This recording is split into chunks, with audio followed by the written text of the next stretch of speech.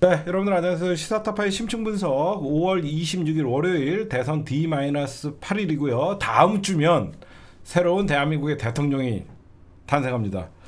그 주인공은 이재명이라고 확신합니다. 그러나 우리 끝까지 긴장을 늦추지 말고 우리 모두 민주 시민들은 사전투표 이번 주 29일, 30일 목금 모든 투표를 마치고 혹시나 사전투표를 마친 여러분들이 주변에 투표를 안 한 분들이 있으면 꼭 바꿔리를 하셔야 됩니다. 그래서 뭐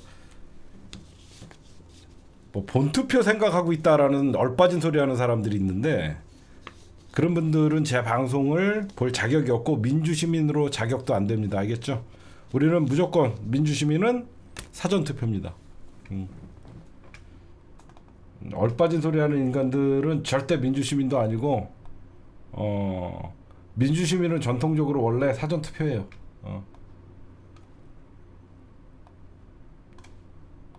이거 보셔야 됩니다. 이재명 후보님 뭐라고 합니까? 5월 29, 30 사전투표 보이시죠? 경제성장, 내란 종식 이걸로 가야 되는 거예요. 끝까지. 응? 민주시민은 무조건 사전투표예요. 얼빠진 소리 본투표 타령하는 사람들은 내 방송에서 얘기 꺼내자마자 전부 강퇴하십시오. 그렇게 보시면 될 것 같고 방송 내용 주제와 맞는 채팅을 해주세요. 알겠죠? 먼저 어이없는 뉴스. 윤석열 정부가 들어서고 나서 처음에 민정수석실을 설치 안 한다고 하고 이 새끼들이 이제 법무부에다가 한동훈을 시켜갖고 만들었던 게 여러분들 인사정보관리단이라고 기억나시죠? 인사정보관리단이라고. 이 인사정보관리단이라고 만들어갖고 이것들이 결국은 윤석열 정부에서 인사가 제대로 이루어진 인사가 있어요? 다 개판이었죠. 그렇잖아. 윤석열 정부에서 인사 다 개판이었잖아. 근데 모든 인사정보관리단은 법무부에서 사실 검찰 손에 뭐 정치권의 모든 인사를 그쪽에다 맡긴다고 했다가 사실상 난리가 났었죠. 근데 지금 어떻습니까?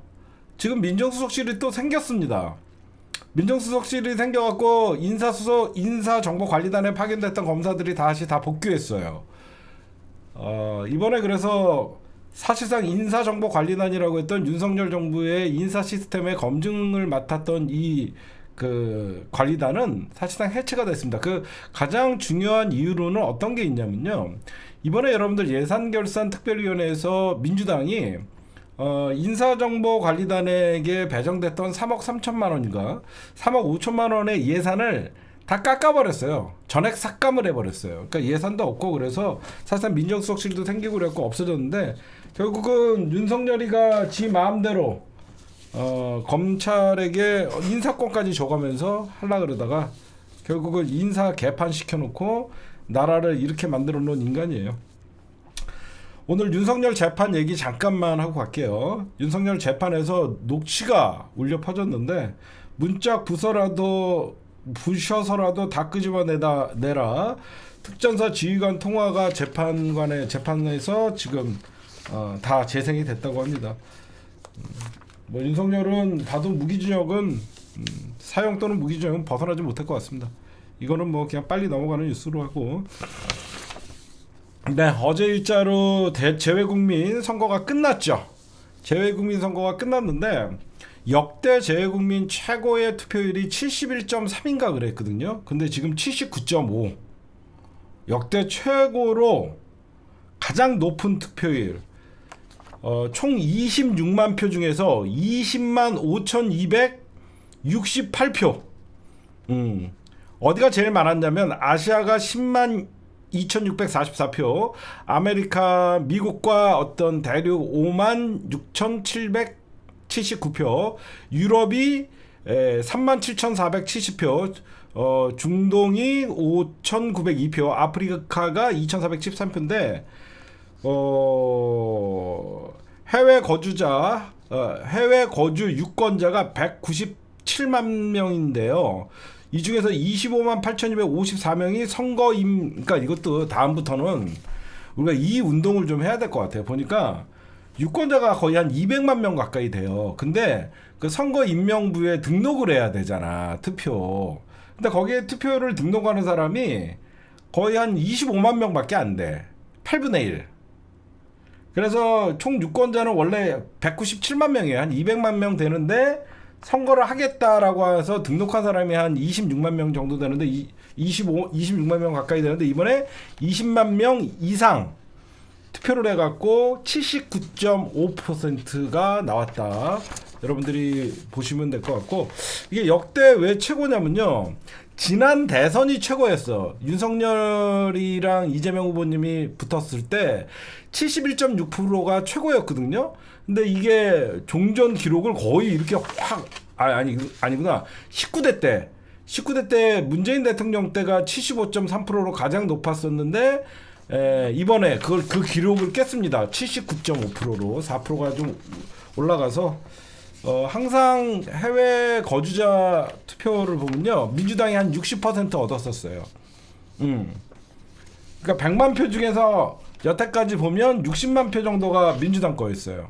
만약에 100만 표 기준으로 하면 60%가 민주당 표였기 때문에 이번에는 아마 해외에서 내란이나 계엄령에 대해서 더욱더 좀 충격을 받았기 때문에 역대 60%보다는 더 많이 해외에서 이재명 후보님이 표가 더 나오지 않을까, 그런 생각을 합니다. 그렇게 보시면 될 것 같고, 이제 해외 어떤 재외국민 투표가 끝났으니까 이제 여러분들은 우리에게 이제 달렸겠죠. 우리는 29일, 30일, 29일, 30일 이틀간 사전투표. 사전투표는 여러분들 오전 6시부터 오후 6시까지예요. 그쵸? 8시가 아니더라고. 내가 봤더니 혹시나 여러분들 착각하시면 안 돼요. 사전투표는, 본투표는 8시까지인데 사전투표는 오전 6시부터 오후 6시니까 딱 12시간이니까 민주시민들은 무조건 사전투표, 여러분들이 꼭 신분증만 있으면 됩니다. 사전투표가 좋은 점은 가까운 아무데나 투표 장소에 가서 해도 된다. 꼭 여러분들에게 말씀을 좀 부탁드립니다. 네, 김문수가 여러분들 코미디 했습니다. 어제까지만 해도 사전투표 하겠다라고 하더니 갑자기 자기 유세장에 부정선거 음모론자들이 대거 참여를 해서 김문수를 지지하니까 투표 부정관리가 안 되고 있다.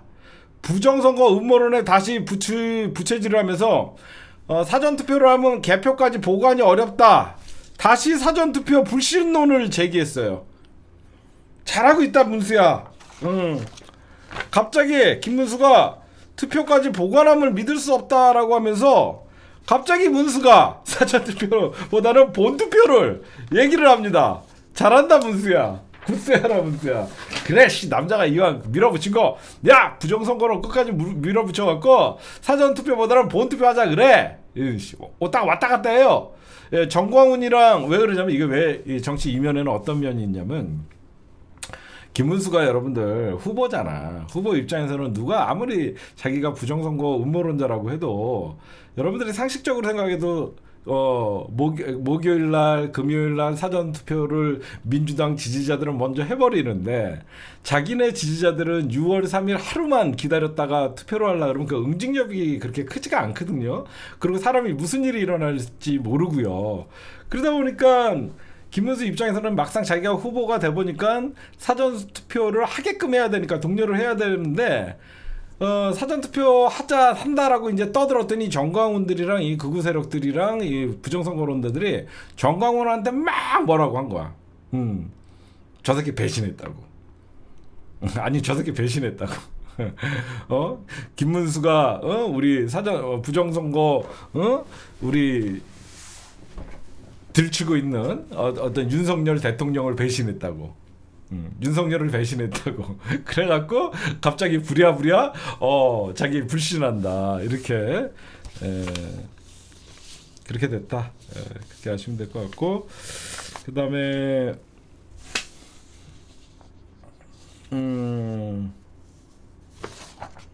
네, 오늘의 말 같지도 않은 뉴스였습니다. 네, 여러분들 어제 이재명 후보님의 기자 간담회가 상당히 디테일하게 장시간에 기자들의 어떤 질의를 하나하나 다 받아가면서 후보님이 성심성의껏 질의를 많이 해주셨어요. 일단 먼저 본론으로 좀 들어갈게요.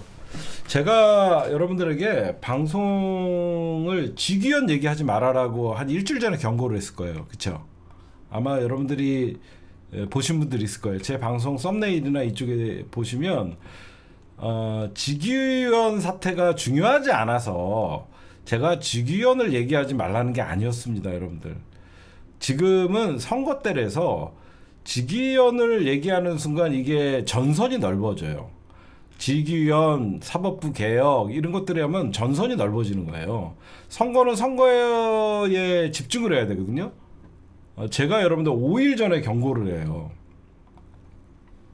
여러분들 보이시죠? 5일 전 제발 직위원 사건은 대선 이후로, 지금은 이재명의 시간이라고 제가 5일 전에 여러분들 여기 보시면, 그쵸? 5일 전에 제가 분명히 경고를 해요. 그쵸? 여러분들 보이시죠? 제발 직위원 사건은 대선 이후로 얘기해라. 응? 제가 왜 그랬냐면요, 직위원회 룸사롱 뭐 접대니 그런 게 중요하지 않다라고 얘기한 게 아니에요. 중요하죠. 그쵸? 윤석열을 이유 없이 탈옥시켜주고 말도 안 되는 특혜를 주고 혼나고 비판받고 우리가 왜 그랬냐고 물어볼 수 있죠. 그런 와중에 민주당이 똥볼을 찬 게 또 뭐냐면 입법 발의를 합니다. 대선 끝나고 해도 되잖아. 일주일만 참았다가. 사법부, 그러니까 민주당에서 박광계 의원을 중심으로 대법관 100명으로 늘린다라고 하면서 비법조인을 대법관으로 만든다. 이게 굉장히 똥볼이에요. 직위원을 제가 왜 얘기하지 말라 그랬냐면, 직위원을 얘기하는 순간 이재명이 묻혀요. 한참 중요한 김상욱이 영입돼 갖고 들어오고, 허은아 들어오고, 그 다음에 그 김 누구야 저쪽 애들 막 지금 막 박근혜 지지자들도 이재명 지지 선언을 하고 여기저기서 보수 확장이 성공하는 길이었거든요. 그 돈 탐사 걔네들은 걔네들은 민주당을 위한 방송이 아니라고 다들 얘기했잖아요. 그냥 여러분들에게 생각해봐요. 지금 선거야. 누가 빛나야 돼? 이재명이 빛나야 되는 거야. 제가 왜 직위원 사건에 대해서는 대선 이후로 자꾸 하라고 했냐면요, 직위원이가 윤석열 재판을 이번 달 안에 끝내는 게 아니죠. 제 말 이해하세요? 그쵸? 여러분들이 보셔도 직위원 사건이 이번 달 안에 끝나는 사건이 아니잖아. 어차피 1년 이상, 올해 안에는 쭉 가는 거잖아. 근데 왜 자꾸 직위원을 꺼내면 어떻게, 사법부와 싸우는 모습이거든. 선거가요, 여러분들, 제가 이런 말씀 드릴게요. 제가 이런 얘기를 하면요, 유튜브를 보는 시청자들은요, 저를 욕하는 사람들이 한 반은 있을 거예요. 야, 직위원 새끼를 그러면 용서해? 이렇게 욕하는 분들이 있을 거예요. 그런데요, 당연히 정치 고관여층이 볼 때는 직위원 때려 잡아야죠. 그렇죠? 근데 선거는 보이지 않는 30%에 의해서 좌지우지 되잖아요. 그렇죠? 여러분들 유튜브 밖을 열고 대문 밖을 나가면 어떤 분위기냐면요, 사람들은 오로지 경제예요. 제가 주말에 좀 쉬면서 가족들이랑 밥을 먹고 그러면서 제가 본 게 뭐냐, 우리 정치 고관여층끼리 얘기하는 말을 밖에는 하나도 몰라요. 진짜로. 여러분들 이게 현실이에요. 제가 늘 대선 때마다 현실 파악 좀 하라고 얘기하는 게, 우리는 지금 다음 국무총리는 누가 되고 이런 얘기 우리끼리는 할 수 있어요. 근데 밖에서 볼 때는 뭔지 몰라요. 다 먹히는 겁니다. 민주당이 대법관도 김어준 시킨데, 이재명이 정권 잡으면 대법관도 자기 마음에 드는 사람으로 다 바꾼대. 이런 얘기하고 있더라고요. 진짜로. 응? 정말로. 응? 진짜예요, 여러분들. 우리끼리야 무슨 얘기를 못 하겠습니까? 근데 밖에서는요, 여러분 잘 봐요. 제가 공감되는 말씀 하나 드릴게요. 우리는 무슨 얘기를 못 하겠습니까? 응? 여러분들이나 나나 매일 유튜브 보고 여러분들은 솔직히 여러분들이 제 방송을 보지만 여러분들은 정치에 대해서 어디 가서 모른다는 얘기 안 하시는 분들이에요. 그쵸? 여러분들은 그래도 나름 내가 정치를 꿰뚫고 있고 보고 들은 게 많기 때문에 여러분들은 어디 가서 웬만한 정치는 흐름이나 이런 것들을 알아요. 근데 선거 때는 왜 우리가 겸손해야 되고 그런 얘기를 왜 하냐면요. 밖에서 볼 때는요. 뭐든지 싸우는 걸로 보여요. 이게 핵심입니다. 밖에서는 먹고 살기도 힘들어 죽겠는데 싸우는 걸로 보여요. 그러면 어떠냐면 그래서 여러분들 우리가 맨날 그 어디 설이나 추석 때 서울역에서 인터뷰하면 제발 정치권 좀 싸우지 말아주세요 막 이러잖아. 그럼 우리가 보면 되게 답답한 소리잖아. 그쵸? 맨날 우리 대선하면 새로운 대통령에게 바란다 그러면 뭐 그만 좀 싸우고 경제 좀 살려주세요 이 얘기가 우리는 이 얘기 안 우리가 싸움을 하는 게 아니라 우리는 저항하고 있다라는 우리끼리의 얘기야. 그렇잖아. 이거는 우리끼리의 얘기지 밖에서는요. 민주당이 지기현이가 룸사롱 간 걸 까고 언론에 논란이 되고 민주당이 대법관을 100명으로 늘린다 그러면 민주당이 이제는 사법부랑도 싸우네. 검찰도 싸우고 사법부도 싸우고 이 사람들은 오로지 경제야. 진짜 경제야. 오로지 포커스가 어디로 가야 되냐면 자영업자 어떻게 살릴 것이냐. 추경을 어떻게 할 것이냐. 저쪽에서 아무리 여러분들 포퓰리즘이고 뭐라고 해도 내가 집권하면 추경을 통해서 지역화폐 활성화하고 소상공인 지원하고 코로나 때 억울하게 대출받아갖고 코로나 때 어쩔 수 없이 대출받아갖고 못 갚는 사람들은 뭐 모라토리엄이건 이게 아니라 먼저 살리고 봐야 된다. 이 사람들의 채무 빚 탕감도 필요하다. 현실적으로 경제에 대해서 계속 이재명은 얘기해야 되는 거예요. 응? 진짜로.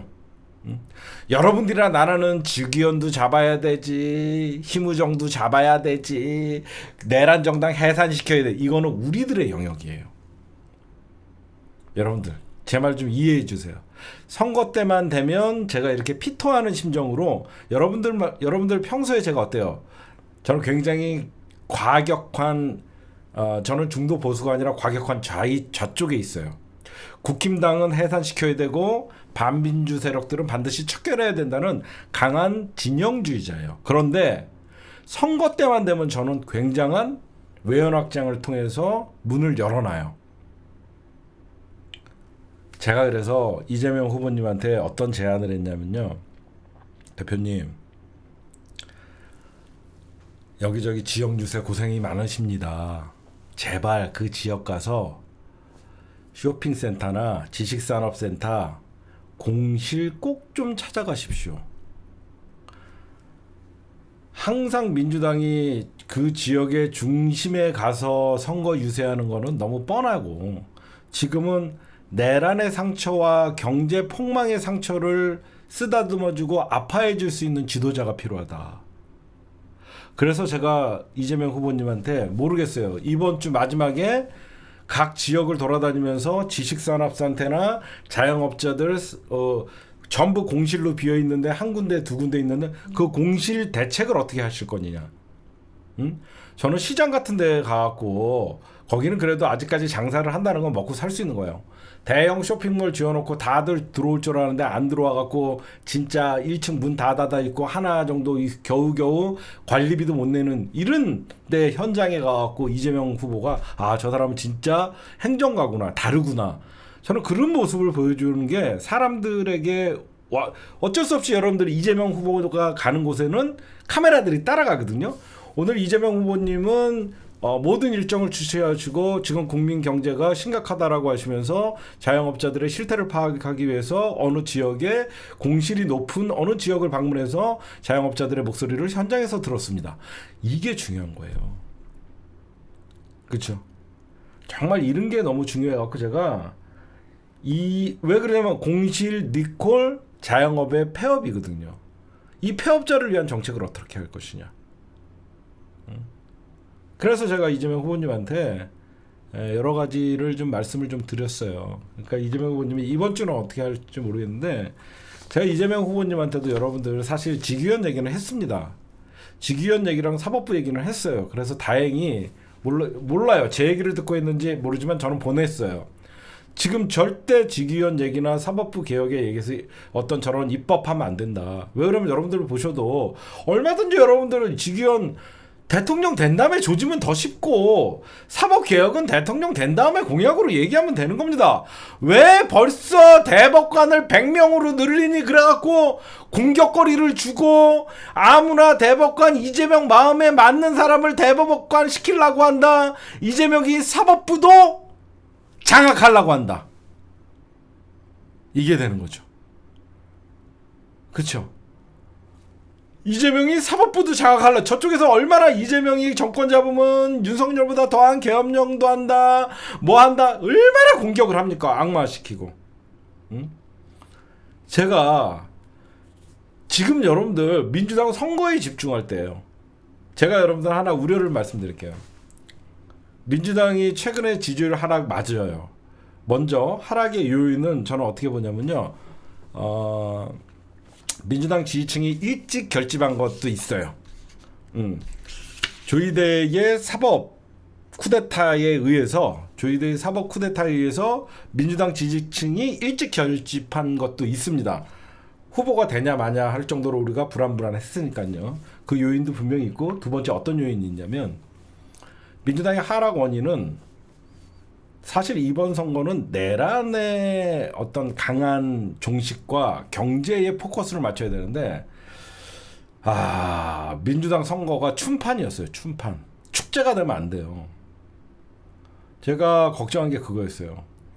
마치 민주당의 선거가 축제같이 보이고 춤판을 보이면 안 되는 거예요.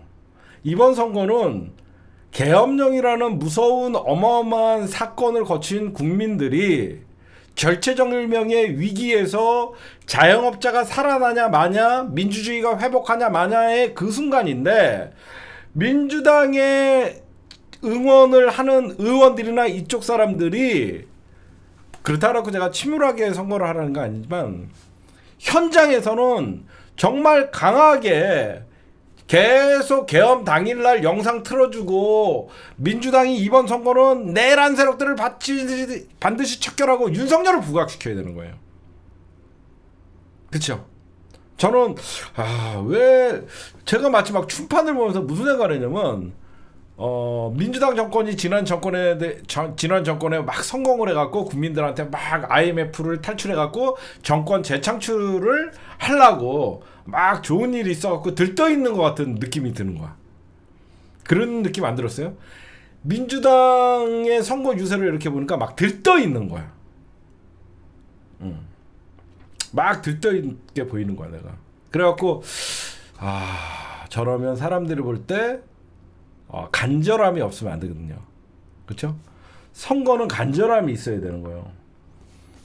그날 밤 12월 3일 날 목숨을 걸고 우리는 민주주의를 지켜냈습니다라고 하면서, 민주당 선거는 굉장히 근엄하고 민주당의 선거는 이번에 굉장히 각오가 있어야 되는 선거였어요. 반드시 내란 세력을 척결하겠다. 경제를 꼭 살리겠다. 절실함과 간절함이 보여야 되는데 춤판을 벌이면서 가볍고 들떠 있어 보였어요. 이미 대선은 끝났다. 이겼다. 난리를 친 거죠. 그러니까 사람들이 지나가다가 보면 민주당을 지지하지만 그걸 좋아하는 사람도 있을 수 있어요. 민주당의 유세 현장에 좋아하는 사람들 수도 있는데, 그거는 이미 민주당을 지지하는 사람들이야 좋죠. 그렇죠? 지나가는 장사 안 되는 사람들 앞에서 여러분들 춤추고 그래봐요. 제 말 이해가 가세요? 그 지역에서 장사 안 돼갖고 한숨 푹푹 쉬고 있는데 앞에서 춤추고 난리가 났다고 생각해 보십시오. 어때요? 제 말 이해하시죠? 장사도 안 돼갖고 폐업 직전에 있는 사람들 시름시름하고 있는데 요 사거리 앞에서 맨날 선거송 틀어놓고 춤추고 있다고 생각해봐요. 속상하거든. 안 그래요? 나는 지금 월세 밀리고 당장 내일 모레 쫓겨날지도 모르는 상황인데 앞에서 춤추고 난리가 났다고 생각해봐. 그건 아니지. 응? 오히려 장사도 안 정하는데 민주당이 이번에 그 지역에서 누군가 올라와갖고 반드시 지역 경제 살려내겠습니다. 이재명 후보가 아니래도 국회의원들이 올라오든 시의원이 올라오든 구의원이 올라오든 찬조 출연을 해갖고 찬조 연설을 하든 민주당만이 망가진 경제를 살려내고 여러분들의 한과 시름을 반드시 해결하겠습니다. 막 이런 얘기를 계속 해줘야지. 지겹도록. 지난 12월 3일 날 민주주의가 파괴되고 우리는 계엄령에 살 뻔했습니다. 민주주의를 막아낸 건 시민 여러분입니다. 하면서 절실함을 얘기해야 되는데 춤추고 난리지 뭐 하는 짓이냐고 그게. 어? 뭐 하는 짓이냐고. 응? 내가 오죽하면 지난 5일 전에 직위원 얘기하지 말아라. 개혁 얘기하지 말아라. 개혁을 얘기하면 저항 세력들이 있는 것이거든. 응? 아니 내가 지금 이제 와서 지지율이 떨어졌다고 얘기하는 게 아니라 내 5일 전 영상을 봐. 직위원 얘기하지 말아라. 사법개혁 같은 거 얘기하지 말아라. 개혁은 조용히 정광석 같이 하는 거라고 계속 강조하죠. 그쵸? 개혁은 조용히 정광석 같이 하는 거지 뭐 하겠다 그러면 저들에게 준비를 주는 거거든. 응? 그러면 무엇을 해야 되냐. 그러니까 이재명 의원님이 깜짝 놀란 거죠. 바로 대법관 100명 증언법 철회 바로 시켰고 지금 어떻게 했냐면 이재명 의원님이 이제 지시해갖고 박찬대가 어떻게 하기로 했냐면 전부 지역 돌아가갖고 지역에서 처음부터 초심으로 다시 해라. 오늘부터 마지막 일주일이 가장 중요한 거거든. 이미 각 진영의 유권자들은 다 정해져 있어. 막판 일주일 동안 아직 누구를 찍을지 정하지 못한 사람들이 그 사람들이 최대의 변수거든. 지금부터 잘하면 돼요. 오늘부터 의원들 떼거리로 몰려다니면서 괜히 다른 지역 가갖고 지원 유세하고 그러고 다니지 말고 자기 지역에서 반드시 경제 살린다고 외치고 현장에서 지역 주민들의 그 지역구 의원이 자기 현장은 제일 잘 알잖아. 응? 그쵸? 여러분들이 보셔도 그렇잖아. 내 지역에 어디가 장사가 잘 되고 어디가 좀 안 되고 어디가 좀 어려운 지역이고 어디가 뭐가 문제고 그 지역구 의원이 다 한단 말이야. 각 지역으로 가라. 왜 그러냐면 민주당이 현직 국회의원들이 제일 많잖아요. 응? 오늘 내가 제발 그 춤 좀 치지 말라고 내가 난리를 쳤거든. 응? 내가 옛날부터 선거운동 방식도 바뀌어야 된다고. 아니 경제 살리겠다라고 하면서 재래시장만 가면 말이 되냐고. 언제적 선거운동이에요. 안 그래요? 진짜 자영업자들은 골목골목 상권뿐만 아니라 그 어디 여기 뜬다 그래갖고 대출 받아갖고 분양받았는데 공실률 그 사람들도 어떻게 보면 자영업자나 똑같잖아. 응? 지금 나는 진짜 민주당이 이해가 안 가는 게 왜 자기 지역구 버리고 딴 데 가갖고 선거운동하고 자빠졌어? 주제 파악질 좀 해요. 어?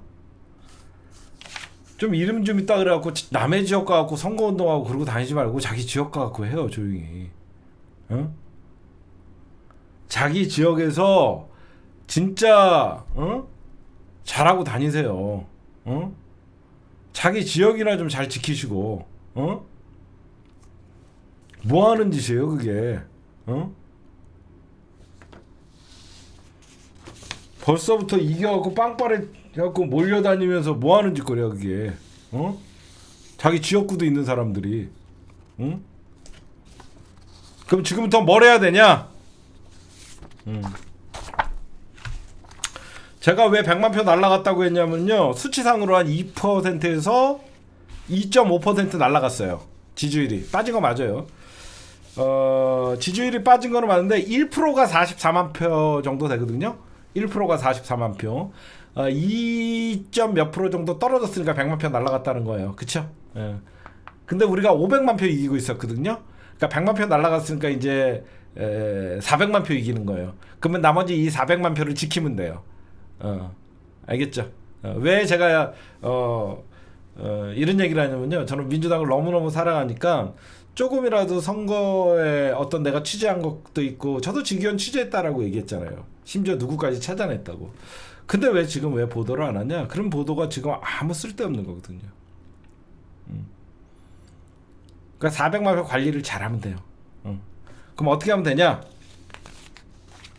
내일이 여러분들 어떻게 보면 굉장히 중요한 정치 토론이죠. 이제 정치 분야의 토론이 있어요. 그러면 이재명 후보님이 토론을 잘 해갖고 내일 정치 분야니까 이재명 후보님이 유리한 토론입니다. 내란 얘기가 나올 수밖에 없죠. 계엄령. 내일은 이재명 후보님이 공격하기 좋아요. 여러분들 지금부터 뭐 하냐? 기존의 선거운동 방식을 이재명 후보님이 좀 바꿔야 돼요. 그래서 오늘 여러분들 이재명 후보님이 바로 어디로 달려갔죠? 대학가로 달려간 겁니다. 이제 아시겠죠? 이재명 후보님이 여태까지 뭐 어디 지역 다니면서 거점에서 시장 다니고 그랬는데 선거 방식을 바꿔야 된다라고 해서 오늘 대학교 수원에 가서 예년 같은 뭐 수원 어디 그 남문시장 어디 이런 데 막 돌아다니실 거 아니에요. 수원을 안 가고 바로 아주대로 젊은이들을 만난 거예요. 무슨 말씀인지 아시겠죠? 그래서 여러분들 보시면 왜 그러냐면 이준석이가 의외로 젊은 20, 30대들에게 바로 이재명 후보님까지 턱밑까지 지금 20, 30대의 지지율이 이재명 후보님이 1위는 맞아요. 32점 몇 프로고 이준석이가 28%인가 29%가 나오더라고요.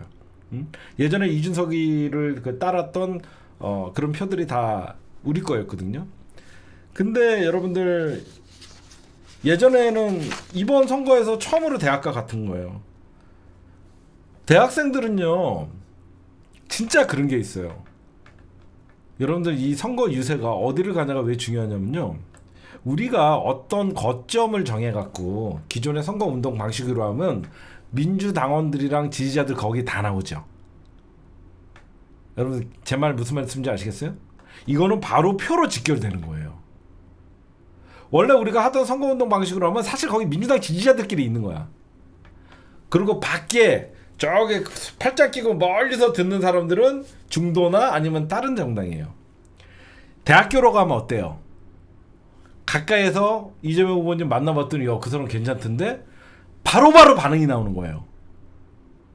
그쵸? 이 사람들은 민주당 지지자들이 아니에요. 그냥 대학생들이에요. 대학교에서 가서 얘기하면 대학생들은 지금 젊은 사람들은 어때요? 이성보다 어떻게 보면 감성이 지배하는 나이일 수도 있죠. 이재명이 내 얘기 들어줬다? 나 오늘 이재명이랑 얘기하고 사진 찍었다? 이재명이랑 얘기해보니까 생각보다 괜찮던데? 이런 게 입에서 입으로 소문이 나는 거예요. 학교에서.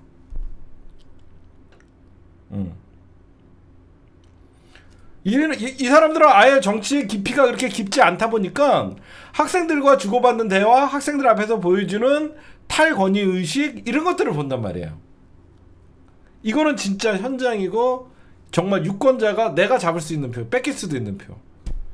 저는 그래서 이재명 후보님이 대학가를 훑으면서 청년 표심. 그래서 저는 제가 나머지 바라는 건 나머지 일주일은 이재명의 약자를 보듬는 그리고 경제 대통령의 모습.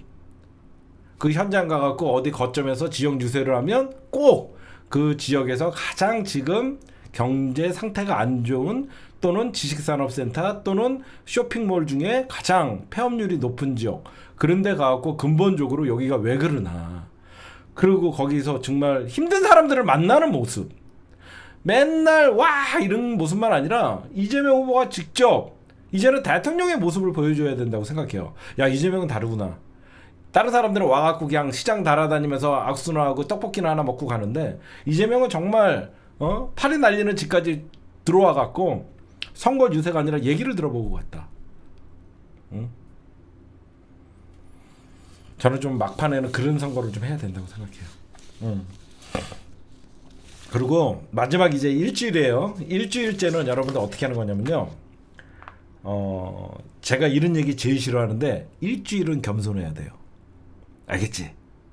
선거 일주일은 겸손해야 돼요. 지지자들도. 지금부터는 박가리 상태이기 때문에 겸손해야 돼요.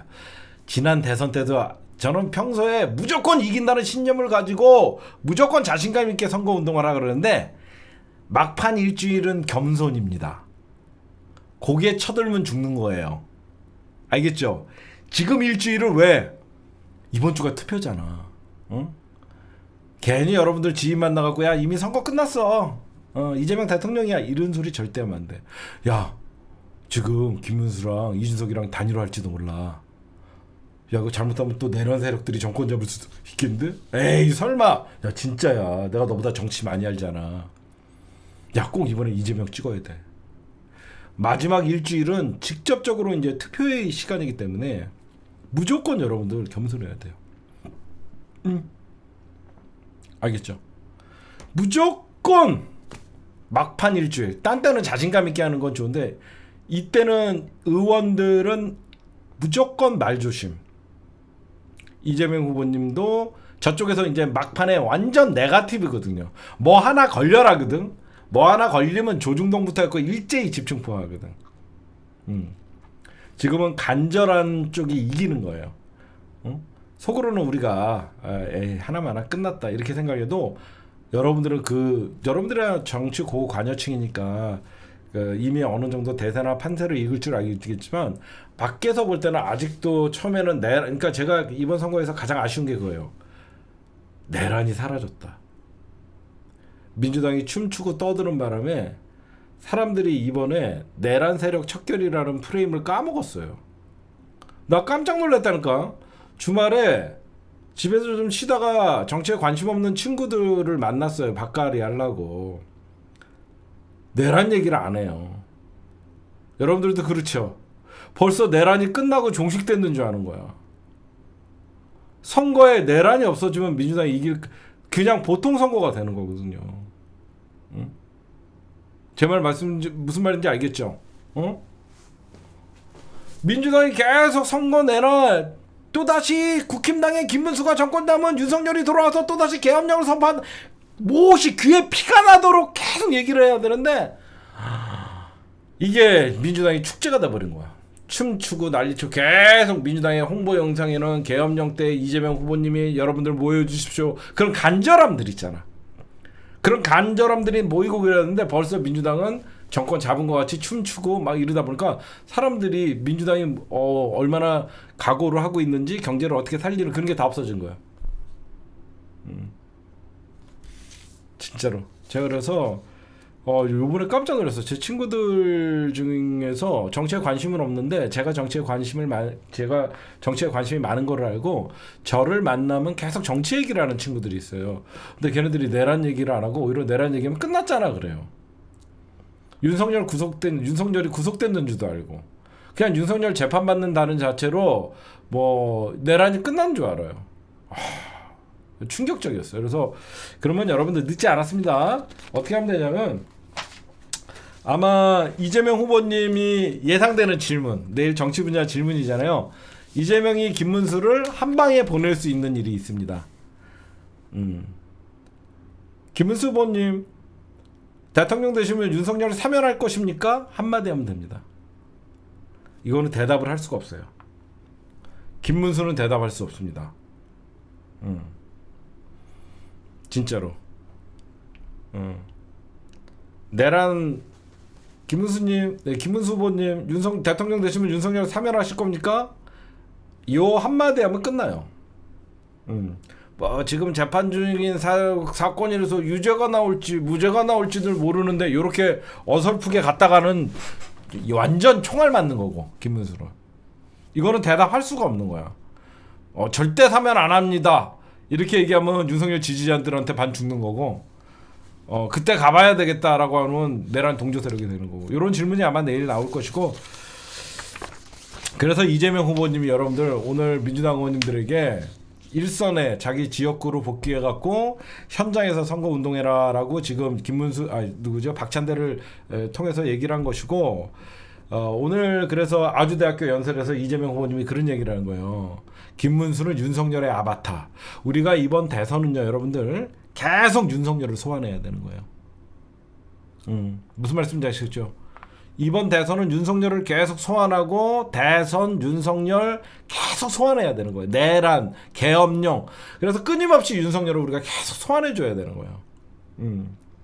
윤석열의 아바타 김문수가 정권 잡으면 또 계엄령. 이런 식으로 국민들에게 이 내란 세력 척결, 계엄 세력 척결을 반드시 우리가 귀에 피가 나도록 해줘야 되는데 민주당이 춤을 추고 난리치는 바람에 벌써 축제가 돼버린 거예요. 그걸 조금 잘못했다. 그래서 그런 민주당 그 여러 가지 방법들이 많죠. 무조건 여러분들 이제는 어떻게 한다?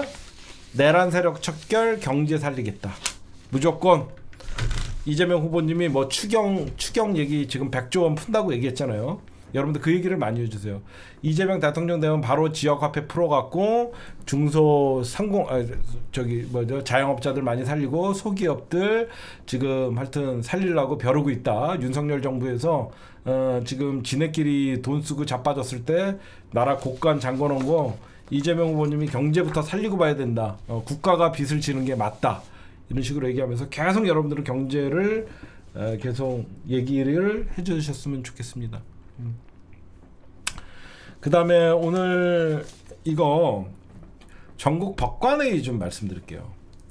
이게 여러분들 민주당이 직위원 문제나 가재는 개편이라고 직위원 문제나 대법관 100명으로 증원하겠다라고 얘기하니까 사법부가 처음에는 조희대의 어떤 사태 문제에 대해서 전국 대법관회의를 하려다가 이 재판 개입과 사법부 침해를 본 거예요.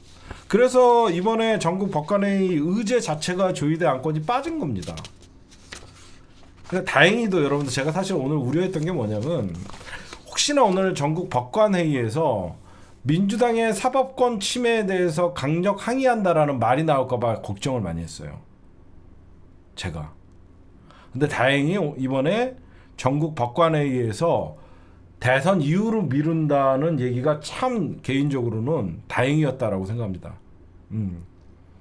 조금 눈치 보는 면이 사법부가 있잖아. 왜 그러냐면 사법부가 오늘 민주당의 사법부 어떤 독립의 침해 우려에 대해서 유감을 얘기한다. 그렇게 하면 일제히 언론이나 그 국힘당은 이재명 사법부 장악 시도하다 뭐 법관회의 열려 뭐 이렇게 되거든요. 근데 다행히 뭐가 있냐면 사법부가 오늘 성명을 발표하지 않은 이유가 오늘 어떠한 그러니까 조희대 대법관에 대한 비판 성명 아니면 민주당에 대한 비판 어떤 성명을 발표해도 이게 대선 개입이 되거든요. 그렇죠? 이번에 전국 법관회의는 어떤 성명을 발표해도 대선 개입의 소지가 있기 때문에 이번에 그래도 다음으로 넘긴 거는 잘한 것이다. 근데 좀 얍삽한 건 있죠. 왜 이 일이 발생했고 왜 법관 회의가 이뤄진 이유는 조희대의 말도 안 되는 이례적인 이재명 죽이기의 사법 쿠데타였거든요.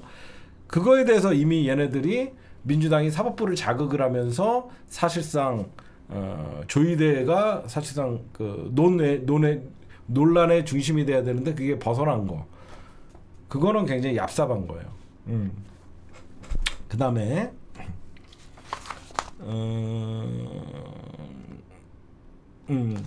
이재명 후보님은 딴 거 없어. 여러분들 나라는 무조건 윤석열 계엄, 내란 세력 척결, 그 다음에 경제 이재명이 살린다, 주식 오른다, 기대 심리를 여러분들 경제는 심리잖아요.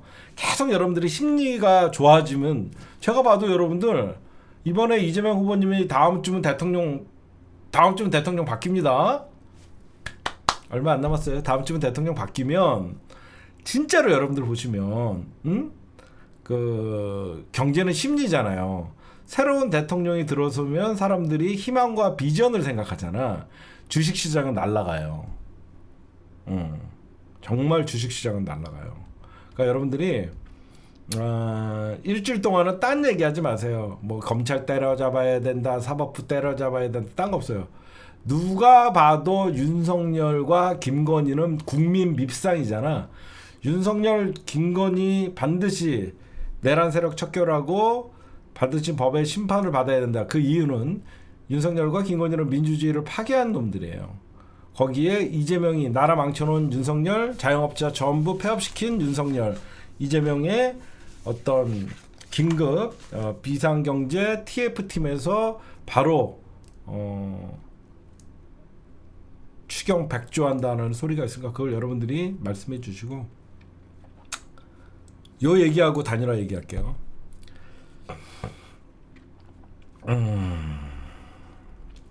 재밌는 얘기 하나 해줄게요.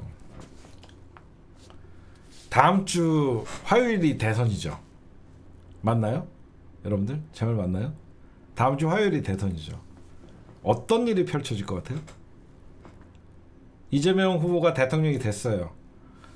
그럼 6월 4일부터 임기 시작이잖아요. 그렇죠? 아니 그럼 수요일 날부터 임기 시작이잖아. 어? 그럼 어떻게 돼요? 아니 재밌는 거 볼까?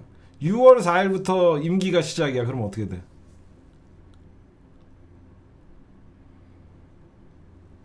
응? 어떻게 돼? 6월 4일 날 되잖아. 아니지. 문재인 정부 때도 인수위 없이 대통령 했잖아. 이주호 내란 공범들과 같이 국무회의를 하는 거야.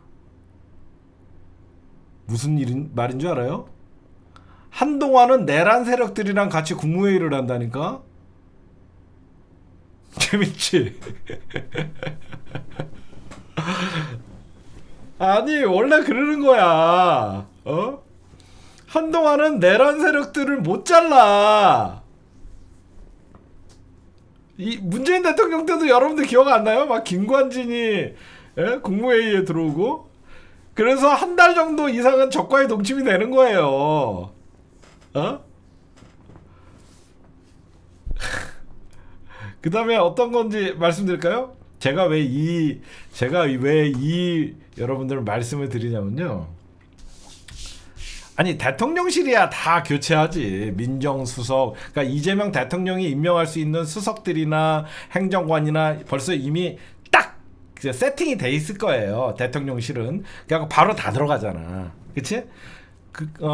근데 어떤 일이 벌어지냐면, 그러니까 제가 여러분들에게 말씀드리고 싶은 것은 적어도 국무위원 뭐 지금 18개 부처인가요? 뭐 장관들을 다 임명하는데 최소 3개월 걸려요. 물론 민주당이 압도적인 의석을 갖고 있기 때문에 국무총리나 이런 거에서 논스톱으로 그냥 막 들어가겠죠. 그럼 제가 왜 이 말씀을 드렸냐? 당분간은 대통령실 중심으로 국정이 운영된다는 거예요. 무슨 말씀인지 되게 좋은 거예요. 당분간은 이재명 후보의 내각 참모진들, 그러니까 국무장관들이 아닌 이재명 후보님의 경제비서관, 안보비서관, 무슨 민정비서관, 무슨 비서관, 무슨 비서관, 미순 비서관. 처음에는 그게 딱 틀을 잡는 때는 딱 좋은 거. 뭔 말인지 아시겠죠? 대통령실 중심으로 국정이 운영돼요. 3개월간은. 그러고 나서 이제 어느 정도 딱 그러면 어떻게 되냐면 기존에 있던 그 적과의 동치미는 거의 허수아비가 되고 여러분들 말하는 것 같이 차관부터 싹 다 바꿔버립니다. 차관부터 싹 날려버려요. 그러면 전부 바지가 되는 거죠. 그럼 어떻게 됩니까? 장관은 인사청문회가 있어야 되지만 차관은 지명이잖아. 차관부터 임명을 쫙 해버리면 장관은 그 부처에서 힘을 못 써요. 아무도 말 안 들어요. 그게 바로 실세 차관이라고 하는 거예요. 교육부 차관을 이재명 대통령이 딱 임명해. 그럼 이주호는 뭐가 돼? 바지가 되는 거예요. 아무도 이주호 얘기를 듣지 않습니다. 차관 말을 듣죠. 그렇죠? 그래서 문재인 정부, 제가 이걸 어떻게 잘 아냐면 문재인 정부 때 그렇게 했잖아. 인수위가 없으니까 이미 차관 명단, 왜 그러냐면 인사청문회가 필요 없으니까 가장 믿을 만한 차관들을 각 부처에 싹 다 짜놔요. 벌써 차관 명단을 싹 짜놔요. 언제든지 바꿀 수 있는 18명의 차관을 싹 뿌렸고 6월 4일날 발령을 빵 내요. 그러면 차관들이 쫙 꽂히죠. 그쵸? 그러면 그 다음부터는 어떻게 돼요? 모든 부처를 대통령실이 차관과 소통을 하죠. 그 다음에는 이미 경제비서관, 뭐 법률비서관, 뭐 안보비서관, 시민사회 수석, 뭐 이런 거 그 사람들이 다 하는 거예요. 사실 장관은 얼굴 마담이에요. 솔직히 장관은 사실 얼굴 마담이에요. 얼굴 마담이고 이미 실무자들은 차관들이 다 해요. 그러니까 여러분들이 인수위원회가 없다 그래갖고 너무 걱정 많이 하지 마시고 제가 여러분들에게 좀 말씀드리는 게 되게 웃긴 장면이 펼쳐질 거예요. 한 달, 두 달 정도는 적과의 동심. 이제 얼마나 여태까지 이재명이 하면서 막 지랄하던 새끼들이 갑자기 대통령이 입장하신다 그러면 2주 후부터 해갖고 전부 아이 졸라 통쾌하다니까. 문재인 대통령 당선됐을 때 김관진이잖아. 빨갱이라고 했던 새끼들 앉아갖고 딱 이러고 있잖아. 눈 다 깔아. 응? 얼마나 여러분들 그때 그 문재인 대통령 딱 되니까 나머지 도망 못 간 장관들 있었잖아. 지금 내가 제일 통쾌하게 생각하는 게 누구야? 박성재 새끼. 박성재 지금 장관 복귀하지 않았나? 그쵸? 탄핵에 살아나갖고 박성재 장관 복귀했지. 이 새끼 앞으로 가면 어떻게? 법무부 장관이면서 뻔뻔하게 굴었잖아. 이재명 대통령 입장하시다가 국무회의 딱 들어가고 이제 게으름 펴었다가 뒤지는 거지. 예. 눈도 뭐 박성재 이런 새끼들 복귀했잖아 그 새끼.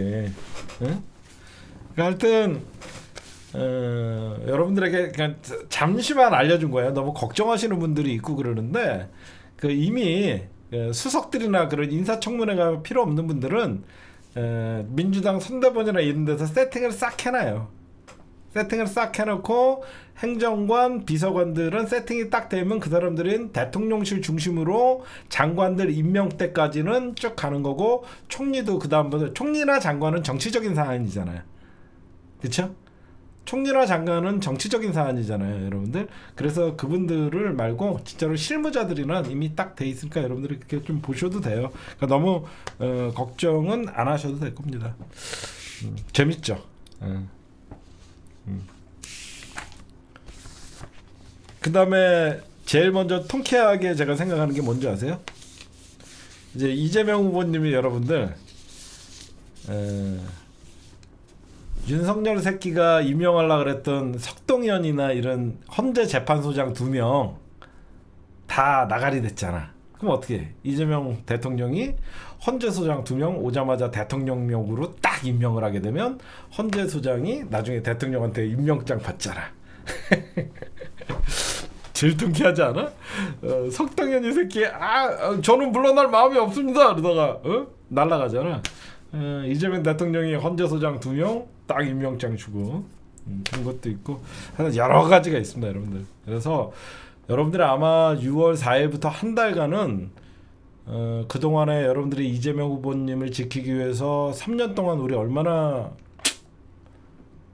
진짜 주마등처럼 스쳐간다. 민주당 앞에서 당헌당규 개정하라, 체포동의안 부결하라. 진짜 벌써 2년 전이네요. 그쵸? 누가 나에게 돌을 던지겠습니까? 민주당 당원도 이재명 살리려고 당원 80조 개정하라고 2달 동안 그렇게 목 놓아 외치다가 결국은 당헌당규 개정되고 그 다음에 체포동의안 부결시키라고 2023년 9월 21일 날 민주당 앞에서 투정하고 제가 고소고발도 많이 당하고 참 그랬지만 나만큼 민주당 사랑하는 사람은 없었을 것 같아. 그 다음에 단일화 얘기 좀 할게요. 여러분들 이완규 죄송해요. 석동현이 아니라 이완규 정정할게요 여러분들. 그 다음에 여러분들 그 김문수와 이준석의 단일화 우리 신경 쓰지 마세요. 왜 제가 단일화 신경 쓰지 말라고 얘기하냐면요. 그건 걔네들 싸움으로 놔둬야 돼요. 이상하게 정치 전문가라고 하는 애들이 TV에 나왔고 계속 민주당이나 진보 진영 안에서 단일화를 자꾸 얘기하는데 단일화는 쟤네들 문제예요. 여러분들 단일화를 하냐 안 하는요. 지네가 불리하니까 새를 뒤집기 위해서 지네가 내민 카드죠. 근데 우리가 단일화가 된다 안 된다 할 필요가 없다는 거예요. 사실 우리는 반드시 이재명 후보가 뛰어나고 내란 세력 척결하고 경제 살린다 이걸로 가면 돼요. 이재명 후보님은 오히려 내란 연대 이런 얘기도 할 필요 없어요. 저는 이준석 후보와 김문수 후보의 단일화에 관심이 없습니다. 저는 오로지 국민만 보고 갑니다. 내란 척결 그리고 경제 살리기에 올인하겠습니다. 이거지. 내란 연대니 단일화니 계속 단일화하면 부각되는 게 누구냐면 이준석이 뜨는 거예요. 그쵸? 제가 얘기하는 게 단일화 이슈가 올라가면 올라갈수록 이준석이 떠요. 왜? 이준석이 칼자루를 쥐고 있으니까. 그러니까 제 말 좀 들으세요.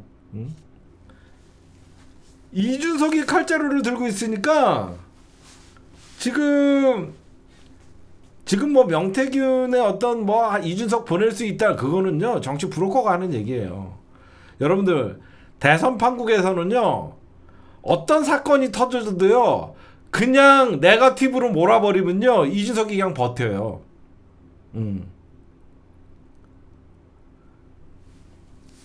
그러니까 단일화를 자꾸 왜 민주당에서 대답을 해주는지.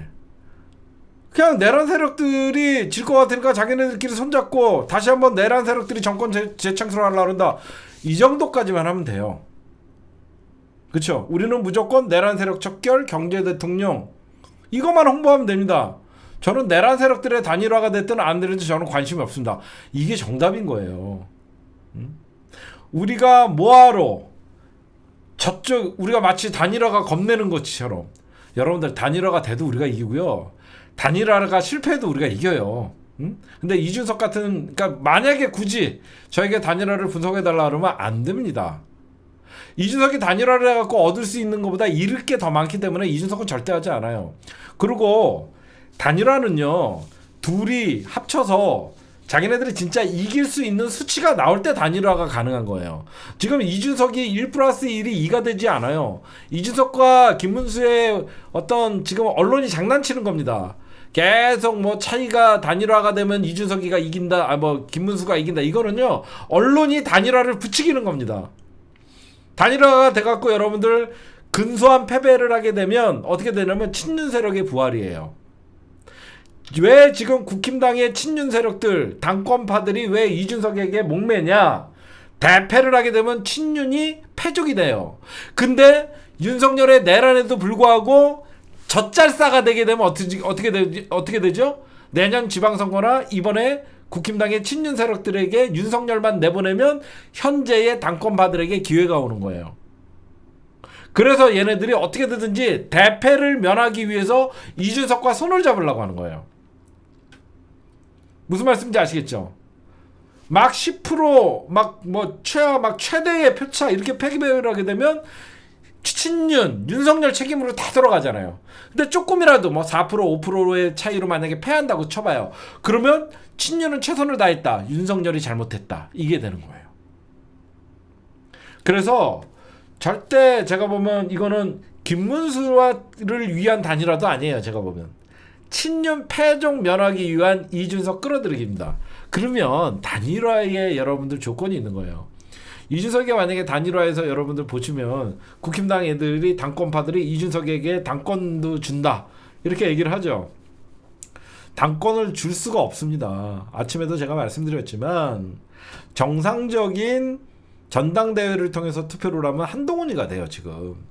그러면 국힘당의 당권파들이 이준석에게 줄 수 있는 선물은 비대위원장밖에 없는 겁니다. 뭐하러 이준석이가 비대위원장을 그 망한 친윤 내란 세력들이랑 손잡아갖고 비대위원장 하나 하려고 거기 들어가겠습니까?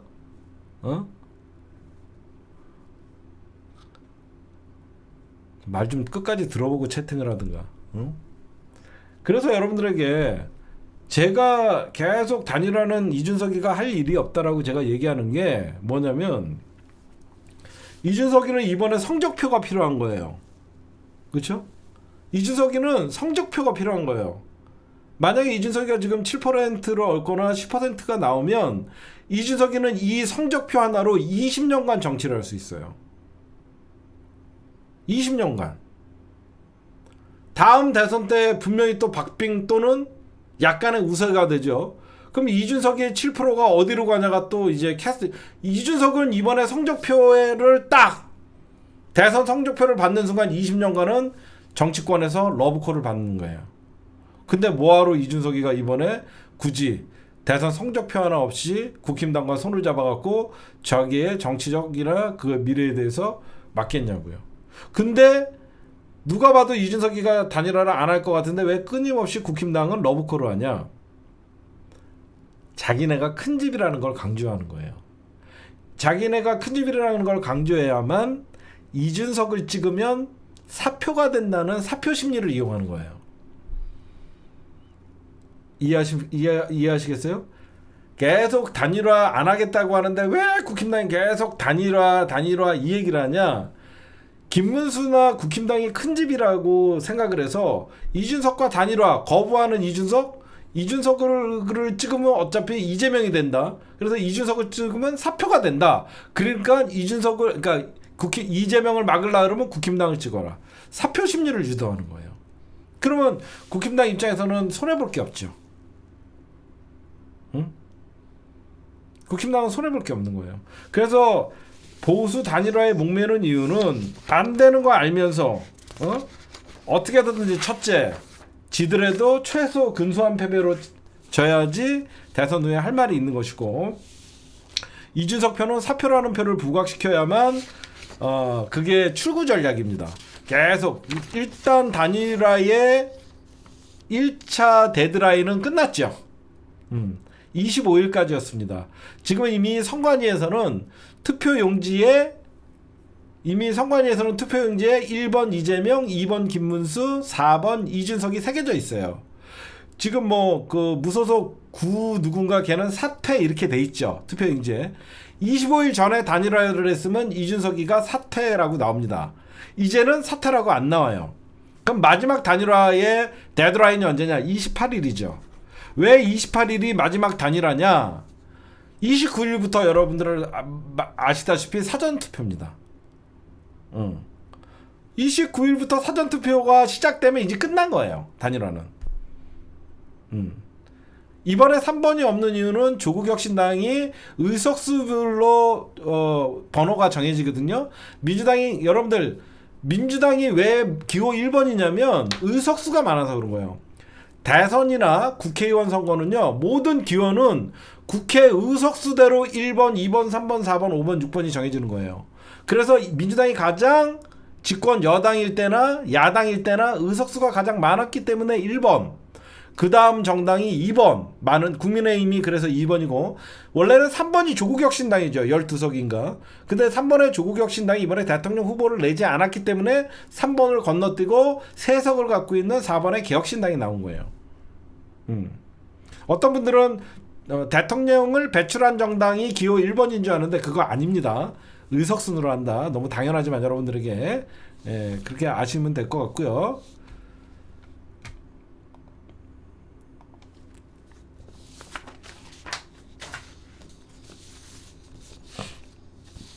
네, 격차는 좁혀졌지만요. 여러분들 격차는 좁혀진 건 맞아요. 그런데 아직 오차범위 밖에 있습니다. 아직 오차범위 밖에 있기 때문에 지금 한 8% 제가 분석하는 판세는 한 10에서 11 정도 이기고 있다가 한 2% 깎여갖고 한 8, 9% 이기는 것 같아요. 한 8, 9%. 왜 그러냐면 1%가 44만 표예요. 1%가 44만 표라고 치면 8%면 한 300만 표 이기는 거예요. 제가 보면 지금 한 8% 정도 이기고 있는 수치가 나와요. 아니, 다시 회복하는 게 지금 일주일이 제일 중요하다니까. 당일날 누가를 찍을 건지 정한다는 사람도 한 7%에서 10% 돼요. 지금 일주일, 나머지 지금 마지막 선거 기간이 일주일 있죠. 요때 후보를 정하는 사람들이 제일 많습니다. 특히 언제냐? 내일 마지막 TV 토론 이후에 아직 여러분들이랑 나라는 진작에 정해놨고, 중도층이라고 하는 사람들이 가장 투표를 많이 정하는 게 마지막 일주일이에요. 그래서 이번 주가 제일 중요하다는 겁니다. 그래서 제가 이번 주에는 무조건 겸손해라, 잘하겠습니다, 경제 살리겠습니다, 정치 보복하지 않겠습니다. 그래서 이재명 후보님이 내란 종식은 해야 되지만 정치 보복은 하지 않겠다. 이해하시죠? 내란 종식은 당연히 해야 된다. 계엄령. 그러나 정치 보복은 하지 않겠다. 지금 모든 지지자, 당연히 대통령 후보는 겸손해야 되고 말을 줄여야 되고, 민주당의 각 지역에서 선거운동 하시는 분들은 최대한 음악을 끄고 호소하고 절실함을 보여주더라는 거예요. 제발 마지막 일주일만 춤추고 이런 거 유세하지 마시고 이번만큼은 다시 내란 세력의 회귀를 막아야 됩니다. 이 사람들한테 뭔가 윤석열 계엄령을 다시 상기시킬 수 있는 선거운동 기간, 그리고 이재명 후보가 정말로 국민의 경제를 살릴 유일한 후보입니다. 내란 세력들과 민주주의를 지킨 이재명, 계속 내란 세력 척결, 윤석열 소환하고 경제 살리겠다. 일주일만 이렇게 하면 이겨요. 금방. 사람들이 맞아, 그 윤석열 때문에 일어난 선거지, 이거를 상기시켜 줘야 돼요. 지금 많은 사람들이 조기 대선 하지만 이번에 그냥 당연히 윤석열이가 물러나고 선거하는 줄 압니다. 계엄령에 의해서 탄핵당하고 그래서 선거를 한다고 생각하는 사람들이 처음에는 있었는데, 이게 선거운동 기간이 좀 한 달, 이게 좀 의외로 빨리 이게 묻혀버렸어요.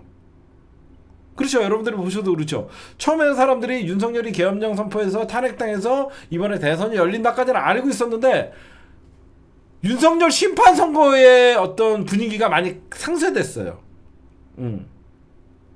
많이 상쇄됐어요. 저는 그래서 내일 여러분들에게 솔직하게 말씀드릴게요. 여러분들은 이재명 후보님이 강하게 하길 바라죠. 안 됩니다. 이재명 후보님은요, 내일 이 정도까지만 하면 돼요. 뭘 하면 되냐? 내란 세력들은 반드시 국민을, 민주주의를 파기한 건 책임을 져야 되고, 반드시 저는 윤석열과 검찰이 저에게 사법적 살인을, 검찰이 사법적 살인을 저지르려고 했지만, 저는 절대 이런 정치 보복은 하지 않고 국민 경제 살리는 데 올인하겠습니다. 요 정도까지만 하면 돼. 그리고 좀 대통령의 여유를 보여줘야 돼. 이준석이가 깐족되니까 몇 번 이재명 후보님이 발끈하시던데, 이준석 후보님도 우리가 다음 주면 새로운 대통령이 태어나면 다 같이 손을 잡고 한번 어려운 경제 한번 살려봅시다. 이런 식으로 나가야 돼. 이준석이 까분다라고 받아치는 모습은 애랑 애 싸움 같아. 이재명은 대통령감이잖아. 이준석이 까불면 그건 참 정말 잘한 거라고. 이준석 후보가 내란 세력과 손을 잡은 모습은 정말 잘한 거라고. 이렇게 칭찬도 해주면서, 나는 오히려 이재명 후보님이 윤석열을 만든 책임은 이준석 후보에게도 있지만, 그런 윤석열과 손잡지 않고 내란 세력에 비판한 거에 대해서 참 개인적으로 이준석을 높이 평가한다. 이렇게 비꼬우면서 지켜주면서 앞으로 다음 주면 누가 대통령이 되든 간에 다시 민주주의를 회복하고 국민 경제 하는데 이준석 후보님이 대통령 되면 저도 힘껏 돕겠다. 이준석 후보님도 제가 대통령 되면 힘껏 도와달라. 이런 식으로 나가야 되는 거야. 그쵸? 저는 이준석 후보님이 대통령 되면 저도 경제 살린다고 하면 저를 불러주시면 언제든지 제가 힘껏 돕겠다. 이준석 후보님도 제가 대통령 되면 도우시겠습니까? 이런 식으로 해야 된다고. 저쪽에서 비꼬고 증오적인 말을 한다 그래갖고 바로 날카롭게 칼과 칼이 부딪히면 그거는 2, 3등끼리 싸우는 토론이야.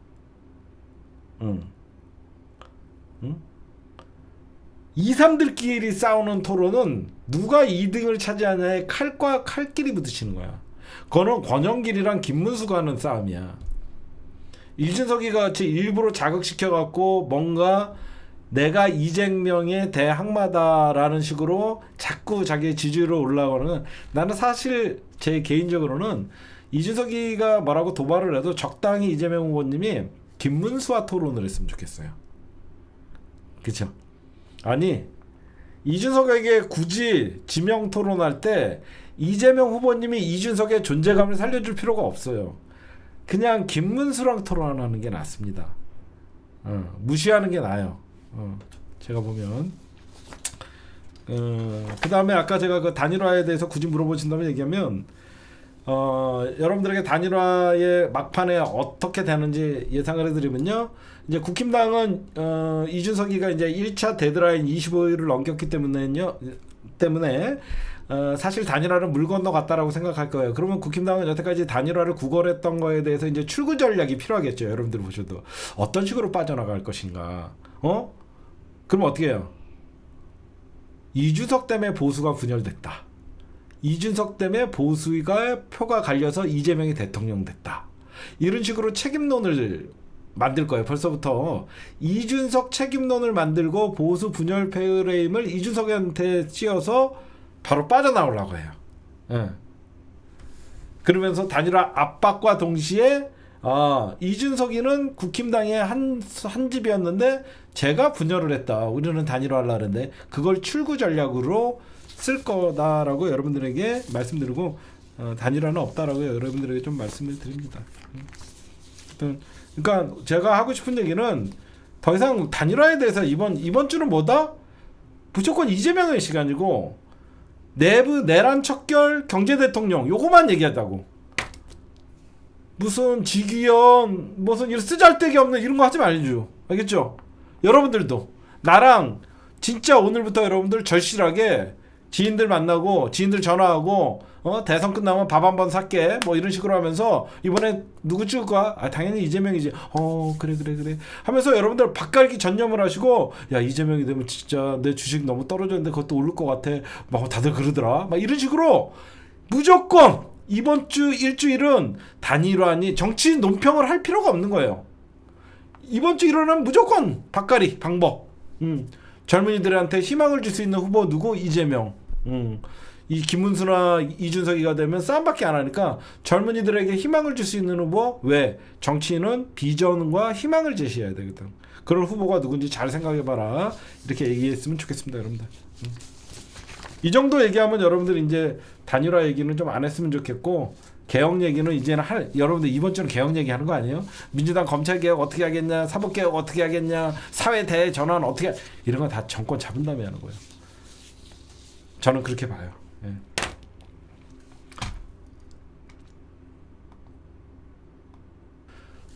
이준석이는요 앞으로 향간의 국힘당에서 이런 소리가 나요. 이준석이는 언젠가는 대통령이 될 것이다. 보수층에서 그런 얘기를 해요.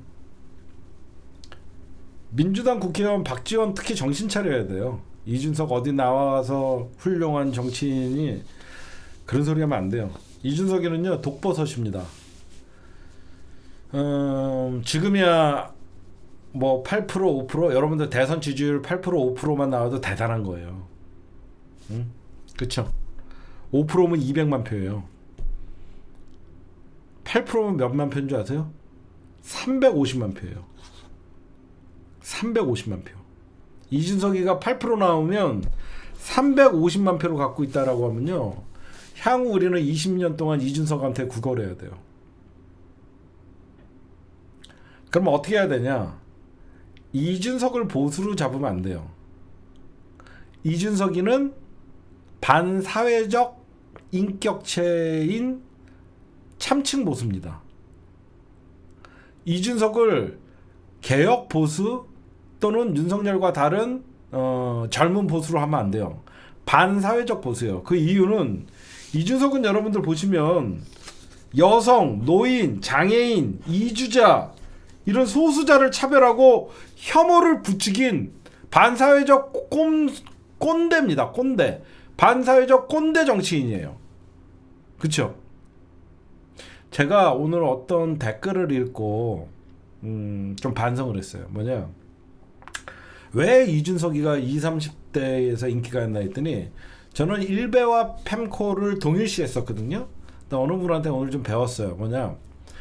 왜 이준석이가 노무현 코스프레를 하는지 그분이 잘 설명을 해놨더라고요. 이준석이가 노무현 코스프레를 하는 게 펜코라는 그 젊은 애들이 있는 그 남성 위주의 그 커뮤니티가 가장 존경하는 대통령이 노무현이래요. 이준석이는 펜코라는 거대 남성 조직에 자기를 지지하는 그 집단에서 가장 훌륭하다고 인정을 하는 대통령이 노무현이기 때문에 노무현팔이라는 거예요. 저도 몰랐어요. 그 20, 30대의 펜코에서 저도 몰랐는데 이번에 많이 배웠습니다. 거기서 그나마 제일 존경하는 대통령이 노무현이라는 거예요.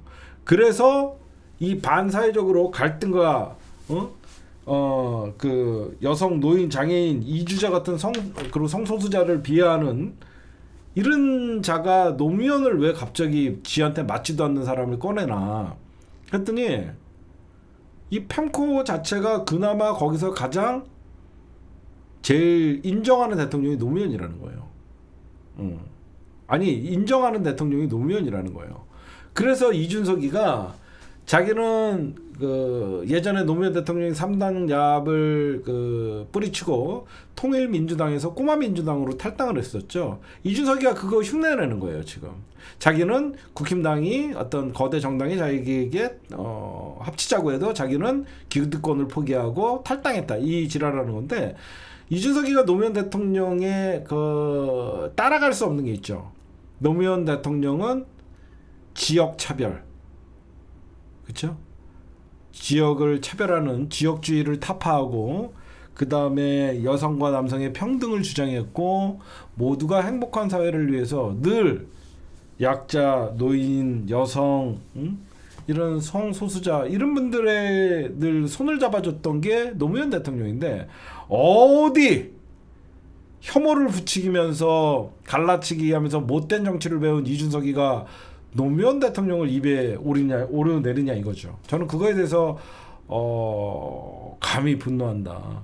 이준석이는 반사회적 보수다. 지가 스스로 보수라고 얘기하면, 우리가 중도 보수라고 얘기하면 이준석이는 반사회적 보수가 딱 맞는 것 같아요. 그래서 여러분들이 어디 가서 이준석에게는 반사회적 보수라고 하면 자연스럽게 그 반사회적 인격체를 갖고 있는 일베나 어떤 남성 위주의 차별과 어떤 여성들의 혐오를 부추기는 펜코 이런 데와의 좀 차별이 있을 수 있을 것 같아서, 어쨌든 민주당에게 조금 아쉬운 거는 뭐 젊은 정치인들이 보이지 않는다 이런 건 있는데, 저는 그렇게 생각하지 않아요.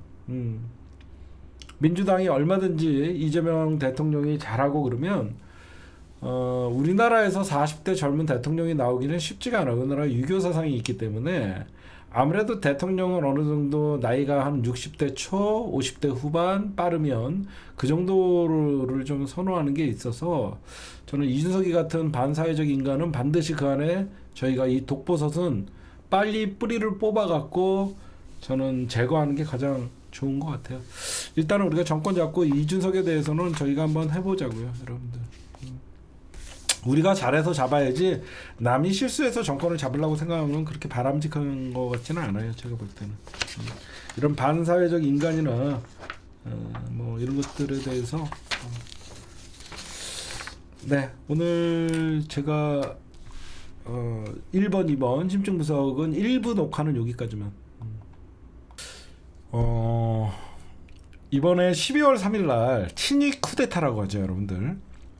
친위 쿠데타. 친위 쿠데타는 여러분들이 보셔도 깜짝 놀랐죠. 그리고 친위 쿠데타가 진압이 더 힘든다는 거를 여러분들이 아마 이번에 새삼 느꼈을 거예요.